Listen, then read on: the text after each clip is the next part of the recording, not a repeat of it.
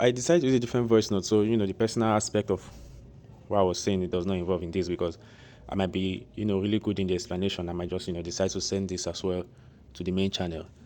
Okay, so let me go back. What I was trying to say, what I'm even talking about is explaining on the technical aspects, the studies I've been on, after observing the recent geopolitical problems with Iran and Israel, and how it affected the markets, what the market was doing, how it affected me, and also how I came up with this double perspective on smart money concept, where you're seeing a structure from this end and you're seeing a structure from that end, basically two different structures on one pair. Okay, because that's how the markets work. Is a pair from one currency with another. So it's not surprising that we have two structures on them, right? So, like I said, this is not something I've always been aware of. Let me put it that way. I've always knew price is clearing out liquidity.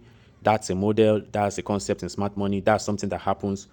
But in terms of market structure, I always knew price also clears out internal structure as liquidity. Then it heads for the external structure, things like that. But in different perspective and in a different point of view, in a different, an entire whole different interpretation, which is this concept of double market structure, one from the lower time frame and one from the higher time frame. I was learning it recently, from the recent messes we had in price action. Because and like I said earlier, ways people learn from trading is simply just taking losses. So if you are experienced enough with the lessons and you learn the lessons quick enough, you don't lose your account in the process. Okay, you happen to be smart enough to take time off, come back, learn, adjust. Because you keep taking losses. That's why you're trying to improve something. You're trying to learn something. What's going on? So the more you ask what's going on, the more you learn. So you have to be also in control enough not to blow your account, because this is when people blow their account. 90% of the time, I don't know if traders still experience that, but once the account is gone, the lesson becomes clear. You'll be like, now you see why you lost the account and the mistake you make. I'm probably not going to do that the next time. That's how you move forward. That's how we learn. If you're not learning that way, then you keep funding and keep repeating the same mistake. But once you learn the mistake, what happens? You don't repeat it anymore and you're 1% wiser. You're 1% more experienced. You document that down. That's the process of learning. But but in context of this market structure I'm talking about, I think it's something a lot of people need to put into perspective before taking any trade. I think personally, so far from my own experience, because I was taking losses, not just because of preparation for the event, planning, and trying to advertise and promote all of those aspects. So I've been busy personally, but also the market has not been friendly. So, and I've been getting messages. That's one of the things, one of the benefits I get from JayFx House. I don't have to blame myself for my losses, because once the market is bad, people randomly come to me and ask me, bro, what did I do wrong in this trade? I've been trying to take this trade and then, it's not going right. I don't know if you can help me. And normally I give insights. That's a lot of people already know me for that. So I've gone into this position where once the market is bad, I start expecting messages, because they don't know they are collectively sending the messages. So everybody is sending from their own end. But when 4 to 5 people send me the same similar problem in a day, I know the market condition is bad. So price is basically liquidating retail traders, and I can see that I'm in a position I can confirm that from live experience. So when I say the market is bad, people feel like sometimes I just say it from my own experience. I do statistics same way I create polls in the Telegram channel. When I take a trade, I create a poll and I ask people, would you buy or would you sell? Sometimes I'm also in that trade, And then when I look at the opinions, I do sentiment analysis from there, because if a lot of people, these are real life people, one of the benefits also from J4X House, because, and of course, a lot of people can do this, but how many people do it? That's why I say it's my house. It's my own responsibility to, use the tools I create. I'm not doing them for the public. If they don't know it, that's their business. But it's also there. They can also use it. But if there are 40 votes on the poll, then 40 traders with experience gave their opinion.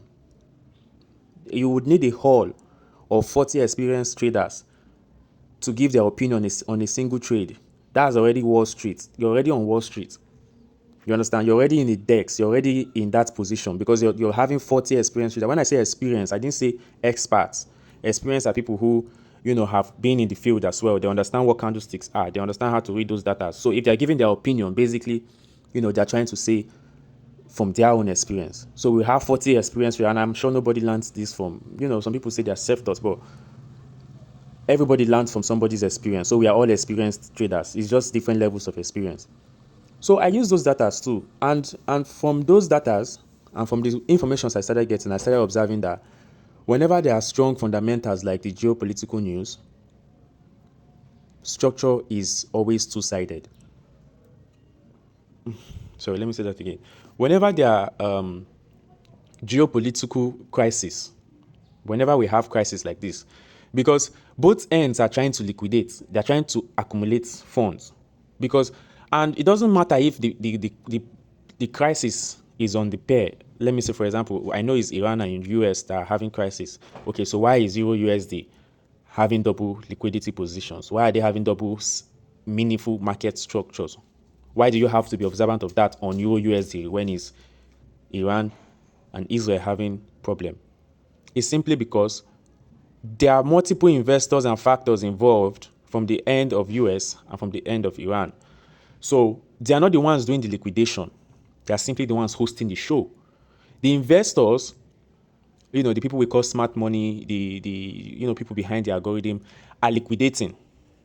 And the algorithm is not on one end. It's not the US that controls the market. That's not because the US can't. The US control USD. Euro control Euro, and AUD controls.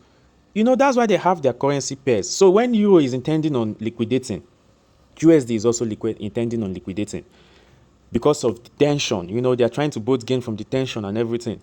So market is always two-sided. The trend is clear. It's bullish. And if you can go check the data for the past 3 months, it has been bullish. But that does not mean the both structures has not been there. Do you understand? So if you're not looking at those perspectives, right, even when you look at the liquidity, there's every tendency, there's also liquidity on the other end, and there's also a valid market structure. And price could hit yours, hit that, and decide to choose that as, the next point. So you have to have that double perspective. This is what I've learned from the experience of the past 3 months, trying to understand smart money. Remember, smart money is basically concepts of understanding from what these guys are doing. So, my edge is market structure. Every other technical method is a confluence. I've been trying to say this to everybody. I don't like it when people say, but you trade Elliott Wave. Why do you now use SMC? But you trade Wyckoff. Why are you now teaching? Why are you even categorizing it? Was it your father that gave you Wyckoff? Did anybody ask you to choose only Wyckoff? Because Wyckoff was created in the 90s. You're not in the 90s. You're in 2025. Wyckoff did not know that Iran and Israel was going to come out when he developed those schematics. But that doesn't mean they're no longer useful. But if you can't learn from your own experience and understand that these are just technical tools, that's a problem. Do you understand? But you're coming from a perspective of fundamentals. So I had to make the geopolitical stuff make sense, with the fundamentals, and at the same time give you a perspective on what happens on technical analysis. Those are three different tools of analysis on a particular pair or trying to understand what's going on. The market structure is two-sided due to the investors on both sides trying to capitalize on the show. The show is the war between Israel and Iran, which both sides are not secretly, but behind, both ends. You may not find the data in front of you, but I'm pretty sure if you go check it out, it's there. And then thirdly, we have, the fundamental perspective with the sentiments and understanding of other people's opinion, which is what you basically say an advantage of what you get if you were in Wall Street, opinions of other people who are also experienced. So these aspects are what I've been trying to put together for the past 3 months. Now, coming from a personal perspective, how do you manage the psychology with the events happening around you? Your emotions, how are they in check when these stuffs are going on? Because you have a backseat to something people who are being paid to do are doing, and you're using your own personal funds. So they can control their emotions, but that doesn't mean you can control yours. You understand? You're not trained to do this, except from what you learned from your experience. So that's a factor that everybody has to understand their own personal perspective of around you. How comfortable is your situation when you're trying to trade? Because you could be doing everything right, and maybe the stress you're getting from family, could just be clouded in your head and you're distracted. Or, the stress from a relationship, job, so many other factors, but those are what you will look and reflect on yourself to understand what's going on. But in all, the market has been in a teaching phase for the past 3 months. So whenever everybody is learning, whenever the market is trying to teach people things, those who learn adjust. Luckily not to blow their account. They regain what they lost during the learning phase, they move forward. Those who are not that experienced blame themselves psychologically. Sometimes they lose their account and then they phone back when the market is good. By God's grace, they make it back.